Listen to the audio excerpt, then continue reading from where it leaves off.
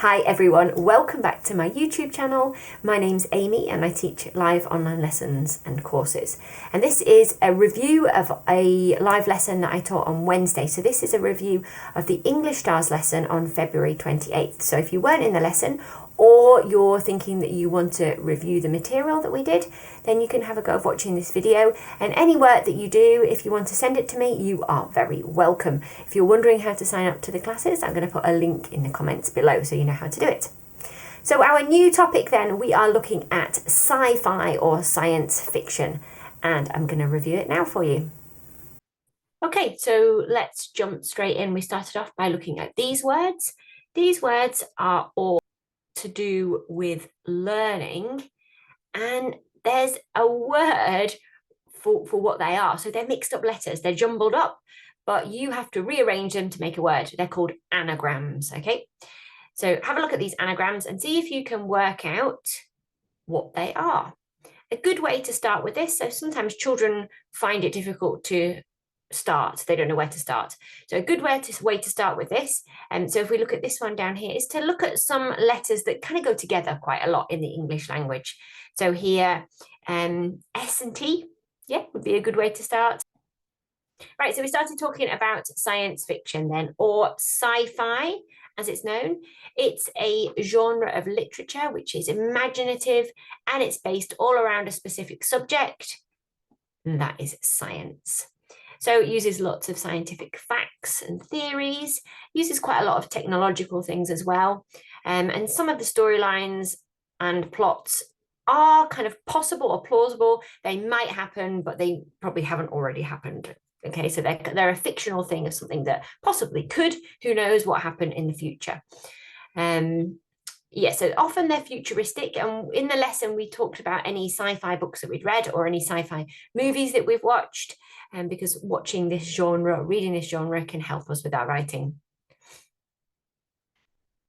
Okay, then we had a little look on the word level, and I had some keywords written down under here.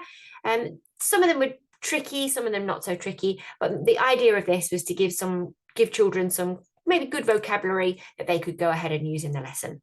So the first clue is a huge group of stars. What do we call a huge group of stars? Well, there's quite a few options that it could be. Constellation is one of them. This one was beginning with G, a galaxy.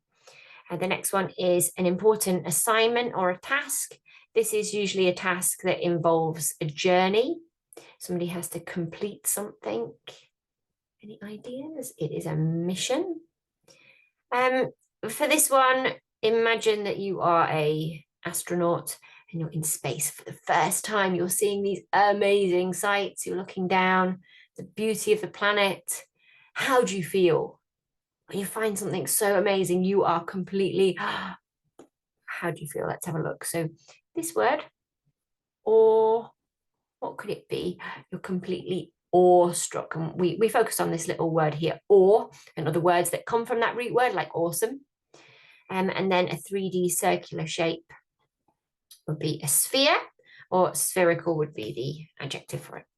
Okay, so some keywords there. Right, then I shared this. I'm just going to make it bigger and full screen. We looked at the places or the settings that science fiction is set.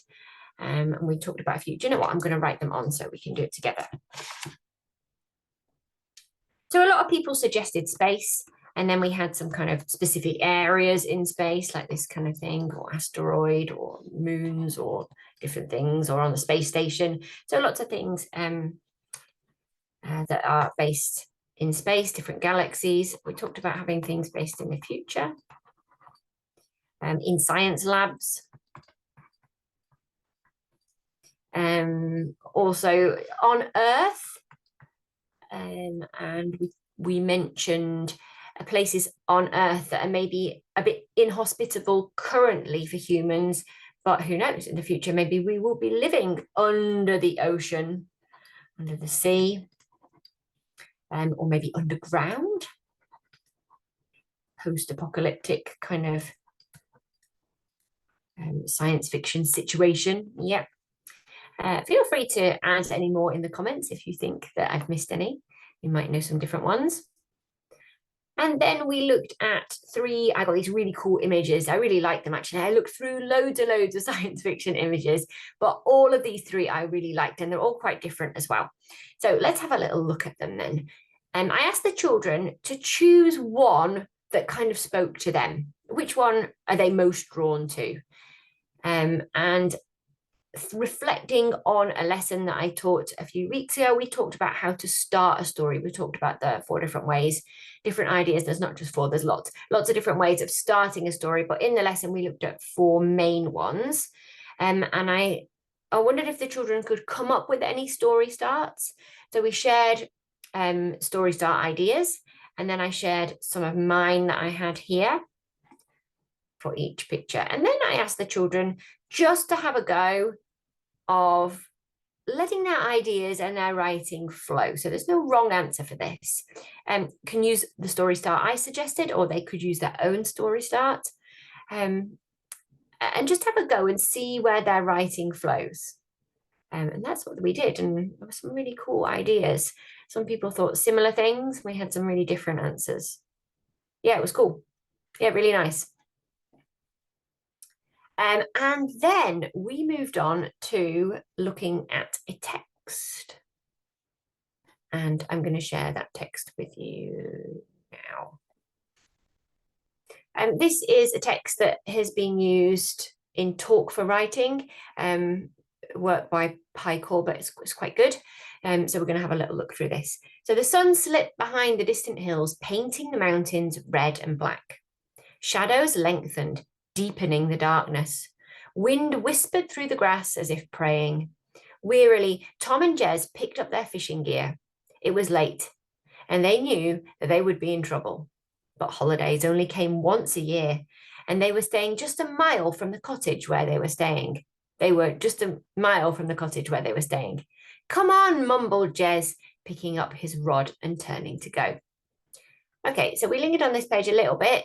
I highlighted some words, and the children had to come up with a couple of synonyms or alternative suggestions for those words. Lots of good ideas. And then we moved on. I always like to give the children in the group the option to read, but there's absolutely no pressure. You don't have to volunteer ever, but lots of people did. So you can pause the story here and you can have a little read of the next part. And then the next part. And as we read, we were thinking about punctuation, ellipses here, and different techniques that the author has used to build up suspension. And the suspense in the story, actually, suspense is something that we've looked at before, so the children were well aware of that.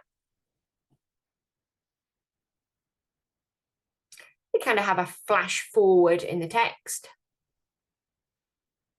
So feel free to pause it and read the next page. And the final one, what I'll try and do is I'll try and link this on the Ko-Fi page so that anyone who is a member, that you will get this PDF, so you'll be able to have a look at it. See, that's one reason why you need to sign up for the classes, because you get all these things.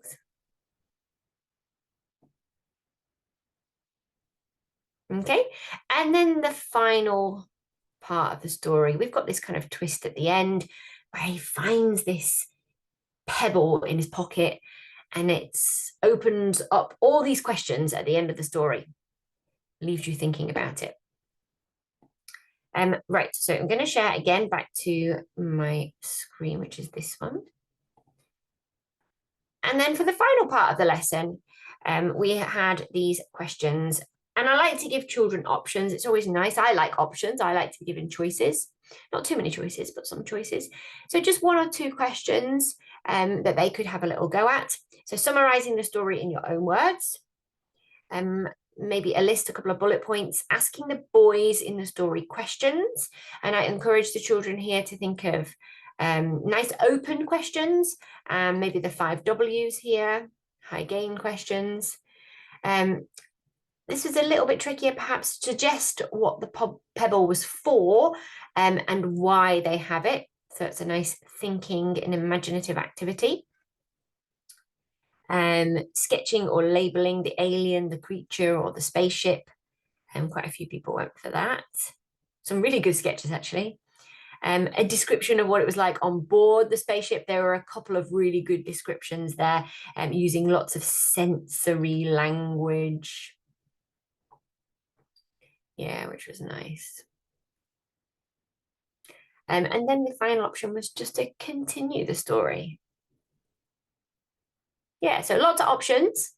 And I'm actually really enjoying planning this this series. There's so much in sci-fi. It's going to be a really good one. So if you like that and you would like to maybe join the lessons, or you're already in the lessons and you'd like to do any extra work, then maybe you could pick up on one of these that you didn't do in the lesson, and you could send me your thoughts. But yes, thank you very much for watching. Please share my course if you're enjoying it. Tell people about it. I'm really excited about the next lesson. It's going to be a really good one. All right, and I'll see you next time. Thank you for watching. Bye-bye.